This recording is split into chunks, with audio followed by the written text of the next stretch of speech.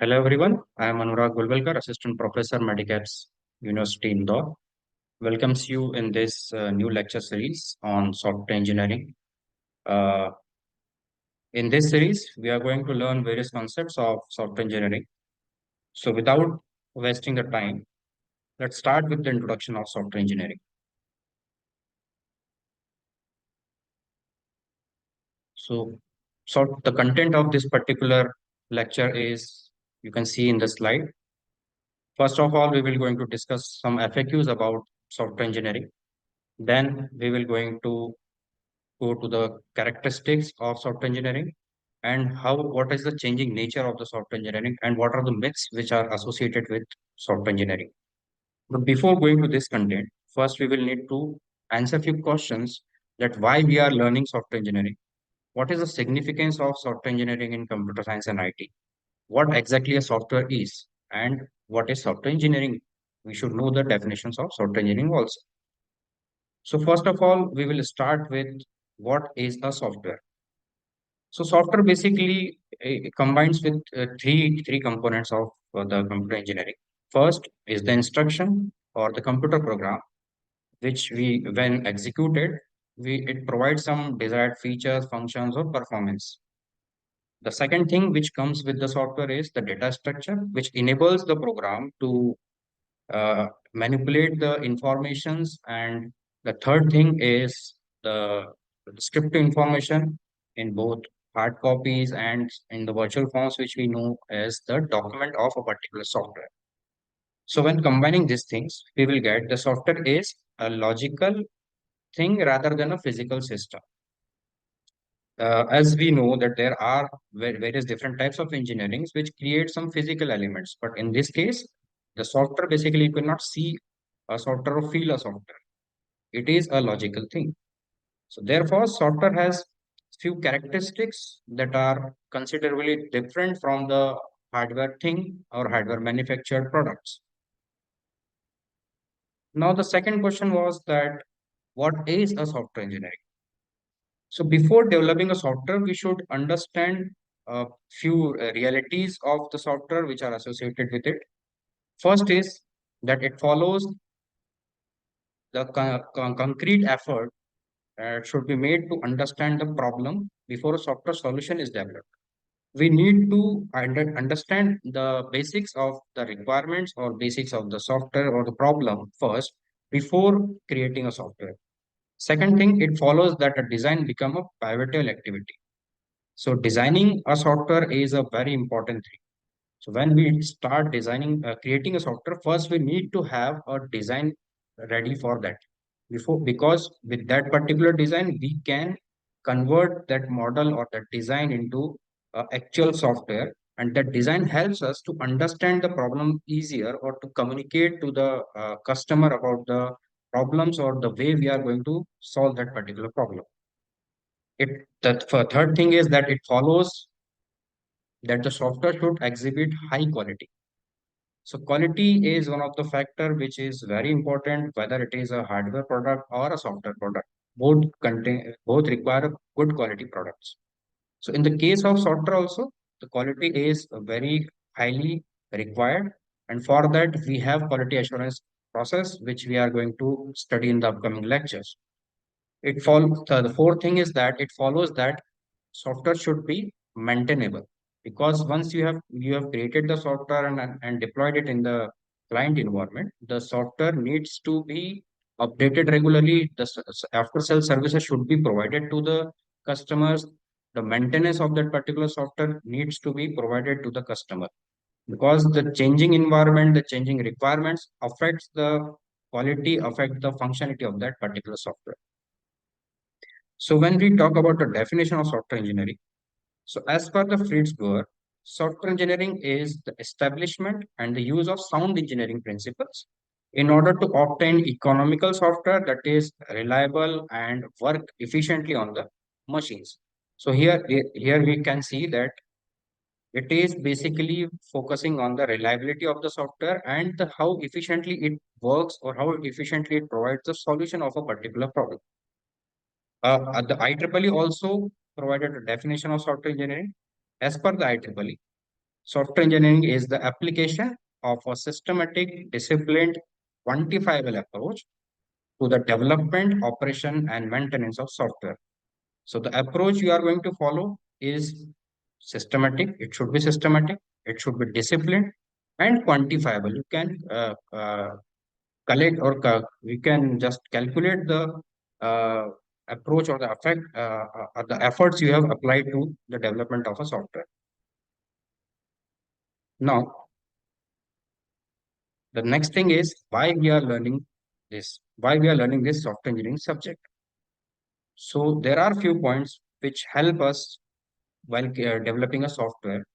And if you are using a software engineering approach, then you can reduce the complexity of the software. You can minimize the software cost. You can decrease the uh, time required to create a particular software. It is very much helpful to handle the big size projects. You will get a reliable end result while creating if you are following a software engineering approaches. And the effectiveness of a end product is much better as compared to the product you have designed without using the software engineering approaches. Now, the importance of or the significance of software engineering in computer science and IT are first, we need to learn what is the difference between script, program, and software. So, script is basically interpreted and programs are executed. Scripts are interpreted line by line when we check the script or when we execute the script. The line by line execution or compilation of the product is the script is done. On the other hand, programs are executed. Programs are executed on the applications. A script is code that acts upon some systems in an external and independent manner and can be removed or disabled without disabling the system itself. So, script basically is an add-on to a particular product. You can execute the scripts externally as well as independently, and you can enable or disable any of the script at your will, or you do not need to disable a complete system to stop the script working. On the other hand, a program is a code that constitutes a system itself. A system itself is a combined of combination of the programs. A set of program makes up a software. So when we talk about software, software is nothing but a collection of different programs. Now, when we talk about the software engineering, so there are few things which you need to learn. That first thing is software is developed or engineered. It is not manufactured. The things which are manufactured are hardware things. On the other hand, we say that software is not a physical product. It is a logical thing which we just engineer or which we develop. We cannot manufacture a software. Both the manufacturing and engineering, both these activities are required to have high qualities.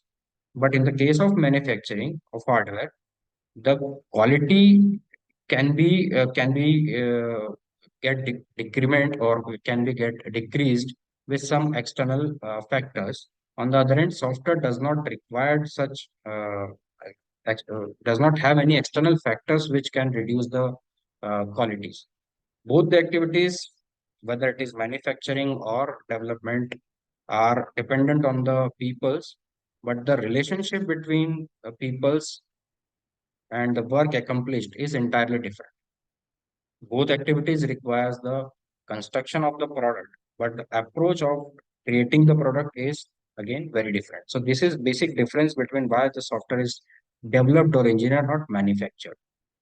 On the other hand, software does not wear out because when we talk about a hardware, so in that case, hardwares are when you start using a new hardware. So in the initial phase, that hardware has some infant mortality. So due to which the hardware get, if you are using it roughly, then it may get wear out. Or in the life cycle of a particular hardware, when the hardware got used for a longer period of time. So after such period, the life of that hardware is getting get reduced, and the the wear out possibilities are increased at that time. So hardware failure rate arises as the component suffers from the cumulative effect of dust or vibrations or abuse of temperature, humidity, many external factors or environmental factors are there which can affect the working of a particular hardware device. On the other hand, the software is not get affected with these environmental factors.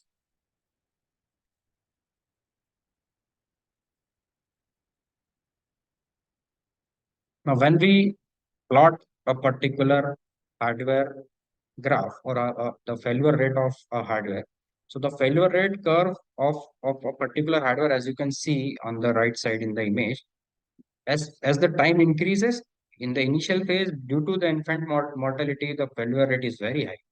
And as the time increases, the device get a little bit smoother, and the failure rate is get stable at a particular time period or for a particular time period. After that time period, the failure rate again get increased due to the wear out factors and due to the environmental factors which we have discussed just before. So due to these factors, the wear out rate again get increases. On the other hand, when we talk about the software failure rate, so the software failure rate basically the should follow an idealized curve, but this is not the reality. So the changes in the whenever a particular change in the requirement or change in the environment occurs, the failure rate of a software get increased. Then again, that failure rate is reduced with some changes or with some updations in the software. And after whenever the change comes, the failure rate get increased, and plus the updations will reduce the failure rate again. So this actually will create a curve like the curve, actual curve, you can see the idealized curve should be like the dark curve in the diagram, but the actual curve which a software life cycle have is the curve which is in the inner side. When a change occurs, it increase the failures, then again get reduced to a particular point, then again if some changes occurs, then it will increase the failure curve again. So the actual curve is very much different from the idealized curve. So these are few things, these are few uh, basic things which we have discussed about the software. And in the upcoming lecture, we will start with the actual contents of software engineering uh, and updated versions and the tools and technologies we are going to use in the software engineering. Thank you very much for listening my video. See you next time. Thank you.